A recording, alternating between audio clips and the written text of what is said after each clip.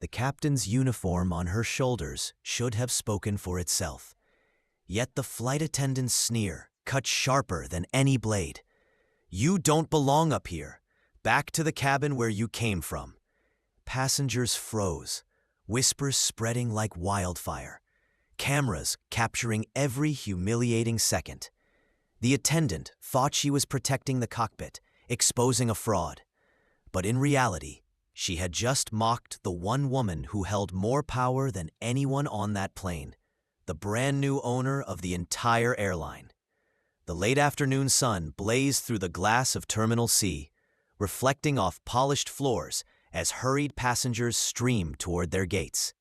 Among them, Captain Ayanna Lewis strode with purpose, her navy blue uniform immaculate, her captain's stripes gleaming against her shoulders. She had flown countless international routes, commanded storms, and navigated emergencies. Yet nothing prepared her for the storm about to erupt in the very airline she now controlled. Her boarding pass granted entry to Flight 317 bound for London, but as she approached the gate, the attendant's eyes narrowed. "Excuse me, ma'am," the woman said sharply. "This area is for crew only." Ayanna lifted her badge calmly. "I am crew, Captain Lewis. I'll be commanding this flight." The attendant laughed. "You? Captain? I don't think so." She glanced at the uniform as if it were a costume. "Nice try, but the cabin crew doesn't use this entrance. Please step aside before I call security." Heads turned, phones tilted upward. A few passengers chuckled uncomfortably. Others stared in silence. Ayanna's heart tightened, not from doubt, but from the familiar sting of being dismissed, disbelieved, degraded in public. "I am the captain assigned to this flight," she repeated firmly. "Check your roster if you're unsure." But the attendant smirked. "What I see is someone trying to sneak where they don't belong." The humiliation spread like fire. Ayanna stood her ground, shoulders squared, refusing to move.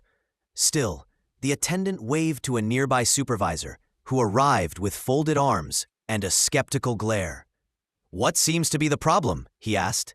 "This woman is claiming to be captain," the attendant said loudly, making sure the surrounding passengers heard. "But clearly she's not." The supervisor eyed Ayanna from head to toe. "Identification?" She handed over her license and credentials without a word. He examined them, frowning, then whispered to the attendant, loud enough for Ayanna to hear. "These could be fake. I've seen people pull stunts like this before." Her breath caught, fury pulsing in her veins. Passengers began recording, narrating what they saw. A uniformed black woman being mocked at her own gate, treated like an imposter in front of hundreds.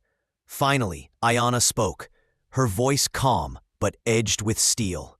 "You've made a grave mistake." The attendant rolled her eyes. "Oh, really? And who exactly do you think you are?" Ayanna's silence was deliberate.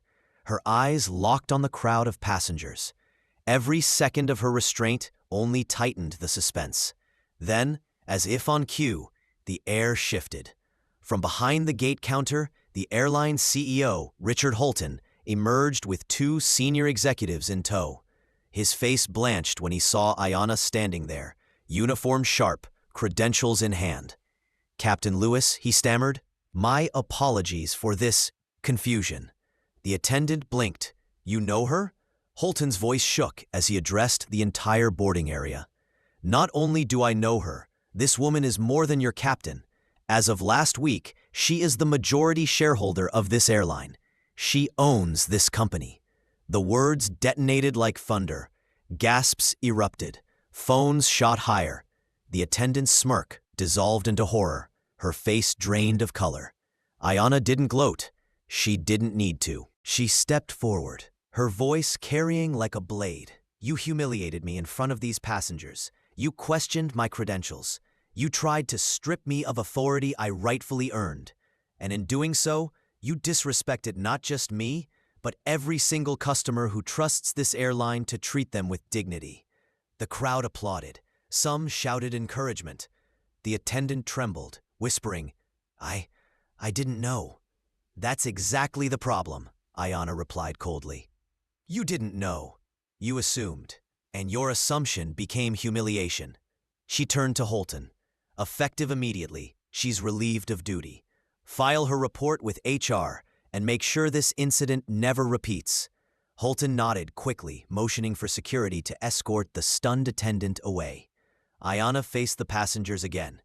Ladies and gentlemen, I will personally ensure this flight departs safely and with the professionalism you deserve. Thank you for your patience and your witness. The applause thundered louder, echoing across the terminal. Hours later, at 35,000 feet, Ayanna sat calmly in the cockpit, the hum of the engines steady beneath her hands. Yet her thoughts churned with fire. This wasn't just about one attendant. This was about a culture, a system that doubted her at every turn, even as captain, even as owner. When the flight landed, she wasted no time. By the next morning, every major outlet carried the story. Flight attendant humiliates new owner of airline. The fallout was swift.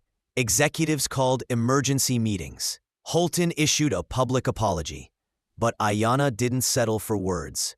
She announced sweeping reforms. Mandatory anti-bias training, stricter hiring standards, anonymous passenger reporting channels, and a new inclusion council chaired by frontline employees. Her leadership was decisive, unflinching, uncompromising. Shareholders worried her stance would damage the brand. But the opposite happened. Customers rallied. Ticket sales surged. Within months, the airline's reputation soared higher than it had in decades. Ayanna stood at the heart of it, unyielding. For her, this wasn't about revenge.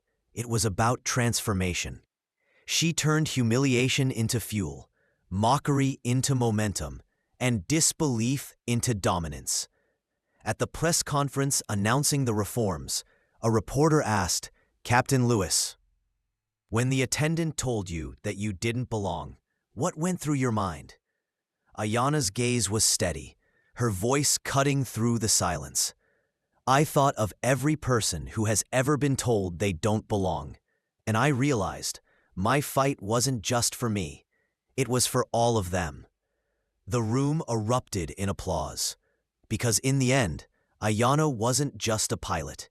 She wasn't just an owner. She was the living proof that power could be reclaimed, dignity could be restored, and justice could soar higher than any aircraft. If this story lit a fire in you, don't stay silent. Act now. Smash that like button, share this video so the world hears the truth, and drop a comment with where you're watching from. Subscribe today, because more stories of power, justice, and dignity are coming.